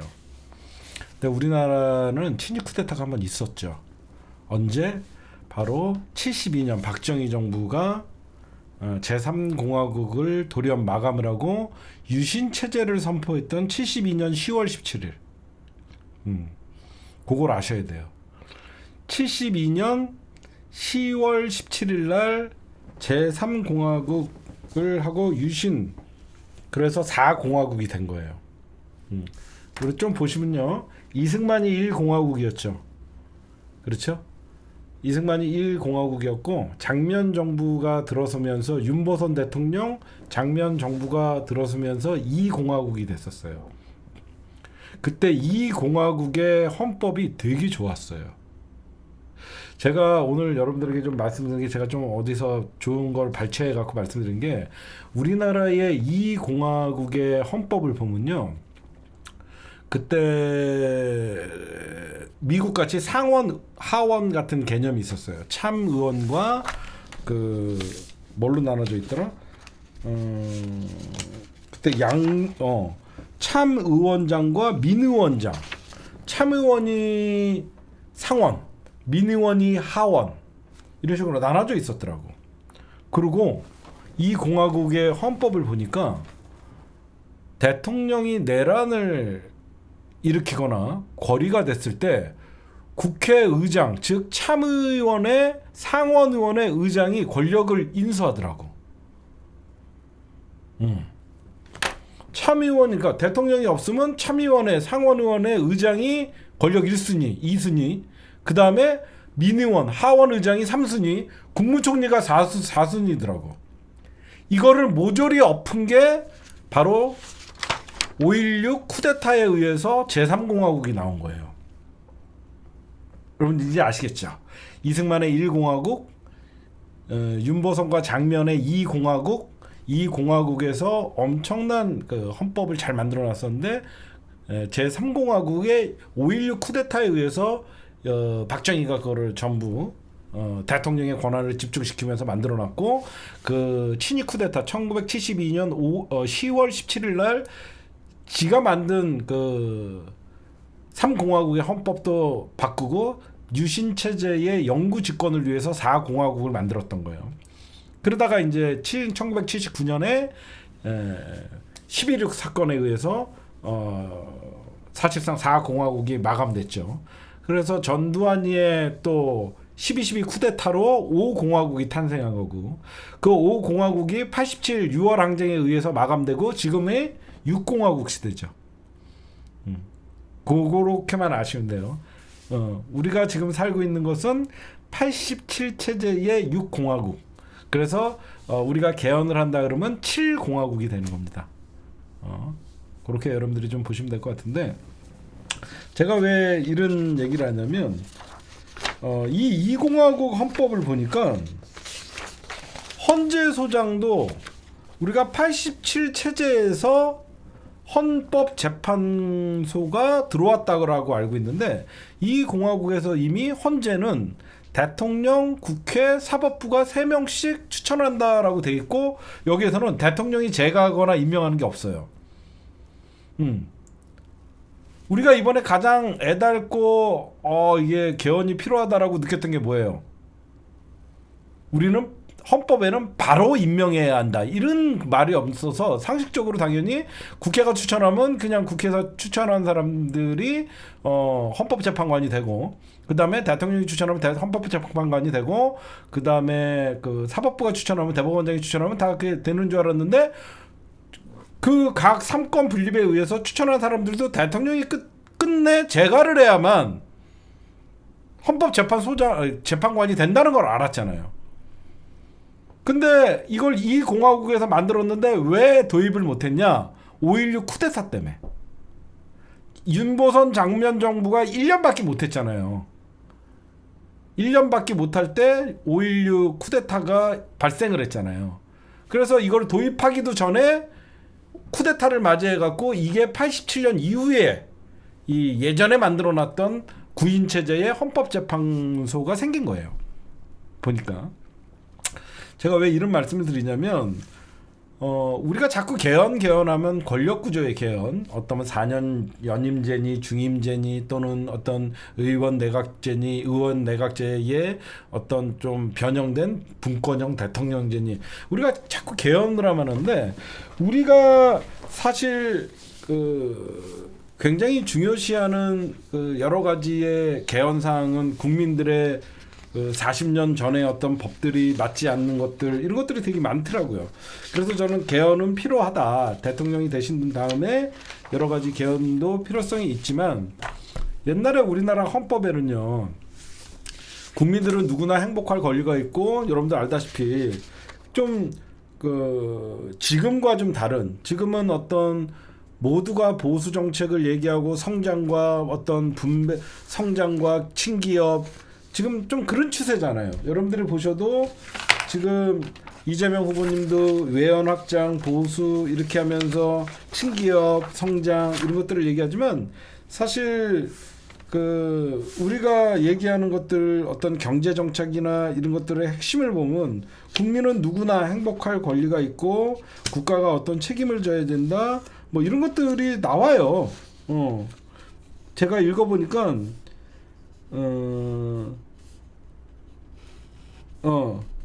오히려 순수 자본주의보다는 오히려 사회민주주의에 가까운 경제체제를 추구해야 한다는 내용. 즉 이거는 우리가 굳이 무슨 사회민주주의 얘기를 할 필요는 없죠.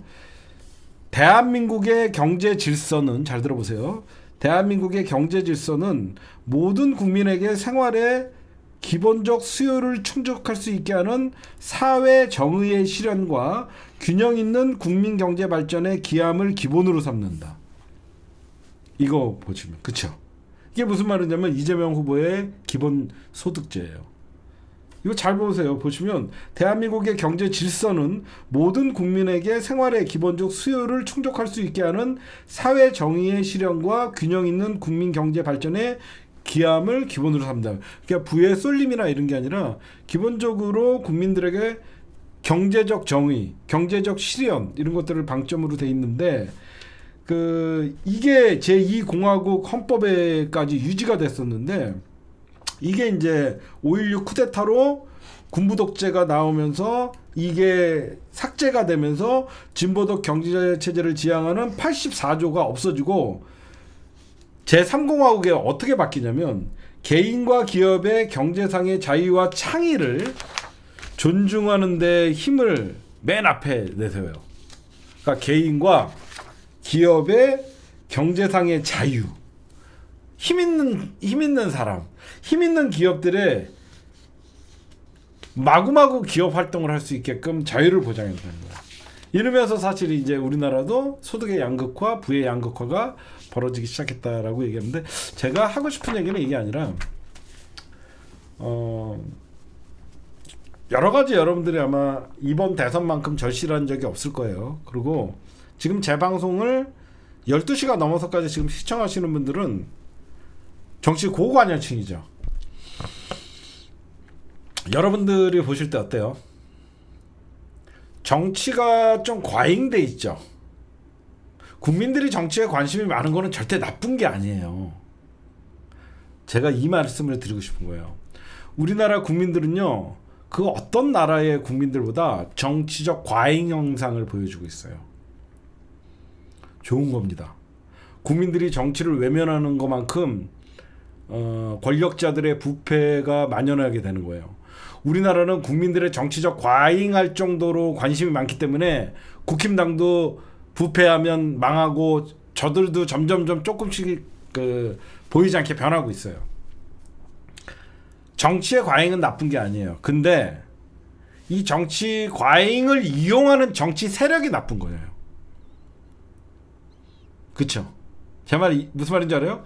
국민들이 이토록 정치에 관심이 많은 것은 나라를 사랑하는 애국심이 다른 나라에 비해서 굉장히 높아요. 그 이유가 나라를 한번 뺏겨봐서 그래요. 제가 분석한 결과 우리나라가 왜 유독 다른 나라에 비해서 이렇게 정치적 관심이 많냐, 나라를 한번 빼앗겼던 경험이 결국은 국민들이 정치가 잘못되면 국가가 망할 수 있다라는 위기감, 그렇기 때문에 우리나라 국민들은 다른 나라에 대해서 정치에 관심이 많아요. 근데 이 좋은, 어떻게 보면 국민성 사회의 분위기를 정치적으로 이용하는 이 극단의 세력, 국힘당, 그렇죠? 어떻게든지 국민들의 정치력을 반으로 갈라치고 어떻게든지 이념적 대결을 펼치게 해서 자기네들의 정치적 생존 게임으로 만들어버린 거예요. 어떻게든지 이 과잉된 국민들의 어떻게 보면 완전 직접 민주주의에 가까워지는 이 정치 관심을 어떻게든지 양극단화시키고 갈라쳐서 정치적으로 자기네들이 생존할 수 있는 방법으로 만드는 새끼들이 진짜 나쁜. 그러다 보니까 어떻게 돼요? 이 과잉을 이용해서 혐오를 조장하고 혐오와 배제의 정치를 하는 거죠. 지금이 그 시기예요.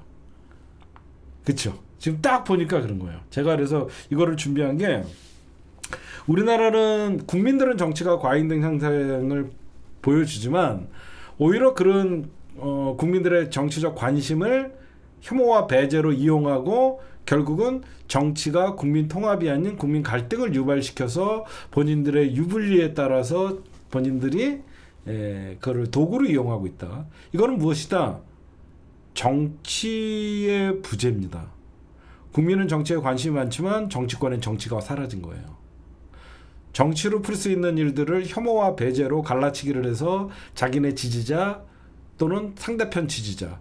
그러니까 정치는 사실 국회는 여러분들 싸우는 장소라고 얘기했죠. 돌 들고 밖에서 싸우는 게 아니라 정치는 종이로 싸우는 겁니다. 그렇죠? 그래서 투표가 총알보다 강하다는 거예요. 이재명 후보님 말씀대로. 그래갖고 페이퍼 스톤이라고 해요. 유권자의 힘. 원래는 돌을 들면서 싸웠던 시대가 이제는 투표 용지로 싸우는 거거든요. 그래서 돌 대신 종이로 싸우는 방식, 그래서 페이퍼 스톤스라고 하는 거예요. 그런데 이런 어떻게 보면 국민성, 애국심을 나쁘게 이용하는 정치 세력들, 정치의 부재가 결국은 오늘날의 극단적. 왜? 이재명 대 윤석열 딱 붙으면 어때요? 누가 봐도 둘 다 대한민국을 위하는 사람들이라고 하면 승자가 패자에게 박수를 쳐줘야 되는데, 이렇게 정치가 양극단화를 달리고 국민을 이용하다 보니까 어떻게 돼요? 윤석열의 적은 이재명이 되는 거예요. 둘 다 어떻게 보면 대한민국을 위해서 정치를 하려고 했던 사람들인데, 그러니까 이게 정치의 부재가 결국은 지지자들마저도 혐오를 부추기고 양극단으로 몰고 적을 만든 거야. 나 아니면 상대가 우리 같은 국민이고 같이 숨쉬고 같이 세금 내고 같은 땅에서 같이 살잖아요. 근데 어느 순간부터 내가 지지하는 정치인의 반대는 적이 돼버리는 거예요. 그게 다 누구 때문이다? 국힘당 때문이다. 저는 오늘 제가 준비한 얘기는 뭐냐면 지금 진보 정치를 얘기하고 있는 어떤 촛불 사람들이나 이런 사람들의 얘기를 들어보면요, 정권 교체 후에 사회 대계획을 어떻게 할 것이냐 이런 얘기를 해요. 여러분들 아마 어디서 논설이나 사설 그런데 많이 나오죠. 사회 대개혁이라는 말들이 나와요. 광장의 정치, 사회 대개혁으로 이루어져야 된다. 박근혜 때 촛불이 결국은 어떤 문재인 정부에서 제대로 승화되지 않았기 때문에 윤석열이라는 검찰 세력을 낳았다. 뭐 이런 얘기하면서 사회 대개혁을 얘기해요. 그러면서 지금 여러분들 제가 솔직하게 말씀드리면요, 이번 대선의 특징이 뭔지 아세요? 이번 대선의 특징은요, 진보가 실종됐어요. 단 한 번도 대한민국 정치사에서 지금같이 진보의 위기가 없었어요. 진보의 위기가 없어요. 그 이유는 민주당이 우클릭을 해갖고 보수와 극우가 분열된 사이를 민주당이 중도 보수로 치고 나간 면도 있죠. 그러면 진보의 섹터가 늘어나야 되거든요. 민주당이 우클릭을 하게 되면 진보가 사실 치고 들어와야 돼요. 근데 왜 이렇게 안 되냐? 바로 저는 뭐 거대 담론같이 사회 대개혁을 통해서 우리가 촛불을 완성하다, 저는 이런 얘기 동의할 수 없어요. 진보 정치가 쇠퇴했던 가장 이유는 진보 정치가 쓸데없는 데다가 총질을 해서 그래요. 특히 문재인 정부 때 진보 정치라고 했던 민주노총이나 심상정이 하는 꼬라지를 보십시오. 대한민국에서 진보 필요합니다. 저는 솔직하게 말씀드릴까요? 이번 정치에서 이재명 후보님, 나는 진영주의자라서 지금 응원을 하는 거지, 사실 공약이나 이런 걸 보면 거의 여태까지 국힘당 대선 후보의 공약이나 그런 것들이 다 나왔어요. 성장과 재벌 중심의, 그렇죠? 예전에는 우리 민주시장에서 받아들일 수 없는 거였어요. 근데 지금은 받아들여요. 그 이유는 뭘까요? 진보에게 뭔가를 어전대를 던져주고 맡겨봤더니 진보 새끼들은 오히려 민주당이 정권 잡을 때 국힘당과 손잡고 민주당을 공격하더라. 그걸 내 눈으로 봤거든. 그러면 진보가 어떻게 살아야 돼요? 나는 대한민국에서 진보가 필요하다고 보는 사람이에요. 저는 대한민국에서 진보가 필요하다는 사람 생각이에요. 약자, 평등, 분배, 노동자, 이런 정말 우리가 사회적으로 기본적으로 우리가 외쳤던 진보 정치의 기본이죠. 이게 실종됐어요. 권영국 하나로 안 돼요. 그 이유는 뭐야? 국힘당 없애면 돼요. 저는 이번만큼 이재명 대통령이 탄생을 하면 권영국이든 민주노총이든 자기의 기득권을 지키려고 그러면 무조건 민주당과 손을 잡고 국힘당 해산에 앞장서고 대한민국 구구를 이 땅에서 몰아내는 정치를 합심을 해야 돼요. 늘 진보, 언론, 한겨레, 경향, 오마이. 저는 이번에 이재명 대통령 되는 순간 언론은 늘 권력자를 감시해야 된다? 좆가는 소리 달나라가서 하라 그래. 언론은 국힘당을 감시해야 된다는 이런 책을 내고 싶어 나는. 응? 적어도 민주정부가 들어서면 국힘당 같이 나라 말아먹지 않거든. 늘 집권 여당이 되는 순간 진보한테도 두드러 막던 이 민주정부의 안타까운 이 모습은 이제는 종식시켜야 된다고 생각해요. 저는 진짜로 이번만큼은 우리가 집권 여당이 됐다 그래갖고 한경호가 기자는 무조건 권력을 감시한다 이런 개새끼들 나오면 그거는 국힘당 내란 세력 동조자라고 봐야 됩니다. 내란 동조. 저는 권력을 감시한다? 민주당이 5년 동안 권력 잡는다 그랬고 그게 권력인가요? 대한민국의 진짜 권력, 숨어있는 권력, 사법부 권력, 언론 권력, 검찰 권력, 재벌 권력, 진짜 그들을 감시하고 그들을 종식시키고 그게 바로 대한민국의 개혁이죠. 저는 이번만큼은 이재명 대통령이 되면요, 언론, 진보, 민주당 이게 삼위일치가 돼갖고 진짜 대한민국에 썩어빠진 그동안에 해방 이후에 단 한 번도 청산되지 못했던 검찰 권력과 사법 권력, 재벌 권력, 언론 권력, 민주당의 노력으로 되는 게 아니에요. 그래야만 진보 정치가 생기는 거예요. 국힘당은 영원히 국민을 학살한 후세들, 그들이 아직도, 제가 가장 슬퍼하는 게 뭔지 아세요? 민주당이 권력 잡으면 어떻게 돼요? 야당이라고 있는 꼬라지가 국힘당이 말이 됩니까? 안 그래요? 저는 그게 대한민국의 가장 슬픈 자화상이라고 생각해요. 민주당이 대통령 권력 잡으면 국힘당이 민주당을 견제하는 제1야당. 이 벗어나고 싶으면 대한민국의 이 정치의 그림. 그렇죠? 이렇게 해야 돼요. 민주당이 권력 잡으면 민주당을 권력하는 정당이 적어도 진보 정당이 돼야지. 어떻게 민주당이 권력을 잡았는데 민주당을 견제하는 정당이 국힘당 내란 학살 세력들, 민족 반역자 세력들이 민주당을 견제하는 세력으로 언론이 그들을 돕고 같이 견제하게 만드냐 이거죠. 저는 이 구도부터 바꿔야지. 무슨 사회 대개혁? 그런 뻘소리 하지 말고 민주당이 권력을 잡았을 때 민주당을 견제하는 정당이 적어도 진보당, 정의당 이런 정당들이 자기네들이 스스로 자리를 잡아갖고 민주당이 견제할 수 있는 제대로 건전한 세력들이 나와야 된다고 생각해요. 그래서 뭐를 했어야 된다? 모든 진보 정당과 모든 민주노총과 모든 진보 개혁 세력들은 국힘당 해산에 총력을 기울여야지 본인들 진보 정치의 섹터가 열리는 거예요. 민주당은 이미 오른쪽으로 갔어요. 이제는 보수의 경쟁에서 민주당이 이긴 거예요. 그럼 이제는 진보의 경쟁을 해서 진보가 극우와의 경쟁에서 이겨야 될 거 아니에요. 극우와 경쟁을 해도 지는 진보가 무슨 소용이 있습니까? 그렇죠? 저는 민주당은 이미 보수로 갔어요. 민주당은 자기 자리를 잘 찾아갔어. 진보가 자기 자리를 못 찾는 거예요. 왜 못 찾냐? 늘 민주당을 공격하니까.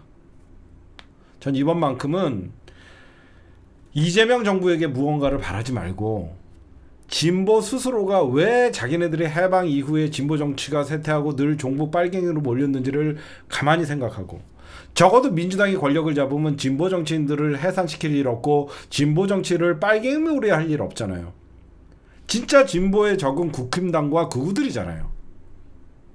저는 타겟을 잡고 뻘소리 하지 말고 촛불의 염원을 따라서 사회 대개혁을 하자. 국힘당이 방해하는데, 사법부가 방해하는데, 검찰이 방해하는데, 언론이 방해하는데, 민주당이 못해서가 아니라 수많은 저항 세력과 싸워야 되는데 거기에 진보당과 민주노동당과 정의당과 민주노총마저도 문재인 물어뜯듯이 또 물어뜯으려고. 저는 사회대개혁 지금은 때가 아닙니다. 지금 촛불항쟁에 이어서 이재명 정부가 탄생했다고 그들은 분명히 촛불 청구서를 이재명 정부에게 내밀 거예요. 저는 그렇게 봐요. 촛불 청구서를 이재명 정부에다가 내밀 게 아니라 촛불 청구서는 국힘당에게 내밀어야 돼. 제 말이 맞죠? 그쵸? 왜 이재명 정부가 정권 잡았다 그래갖고 촛불 청구서를 이재명 정부에게 제시하나? 국힘당에게 제시해야지. 저는 이번만큼은 문재인 정부 때 민주노총이 무슨 짓을 했는지 아세요? 문재인 정부 때 노사정 회의에도 안 나온 새끼들이에요. 응? 전 적어도 민주노총, 진보당, 녹색당, 노동당, 정의당 이런 정당들이 누구와 싸워야 되는지 정신 차리길 바랍니다. 제가 하고 싶었던 얘기예요. 민주당과 합심해갖고 어떤 세력들을 몰아내야 되는지 본인들이 고민을 하게 되면 알아서 본인들이 진보의 자리를 차지할 수 있을 것이다. 제가 여러분들에게 이 얘기를 하면 여러분들에게 어떤 얘기를 들을지 모르겠지만 전 나중에 반드시 문재인 대통령의 명예회복을 꼭 해드리고 싶어요. 저 윤석열이가 하도 포악한 짓을 하면서 많은 사람들이 문재인이가 이 윤석열을 키웠다. 저는 노무현 대통령, 김대중 대통령만큼 문재인 대통령도 비록 정권을 윤석열에게 뺏겼지만 재평가해야 되고 우리 진보 진영에서 우리 민주당 지지자들만큼은 아무리 이재명 대통령이 좋다 그래서 문재인 대통령을 욕하는 세력들이 많은데 저는 문재인 대통령도 다시 명예회복을 좀 해야 된다고 저는 생각을 합니다. 개인적으로 너무 과소평가됐어. 윤석열이가 하도 못하니까 그 원망이 전부 문재인 대통령으로 가면서 안 먹어도 되는 욕을 문재인 대통령이 너무 많이 먹었다라고 저는 개인적으로 생각을 해요. 그래서 우리 문재인 대통령도 나중에 꼭 명예회복을 하는데 꼭 했으면 좋겠어요. 오늘 방송은 여기까지.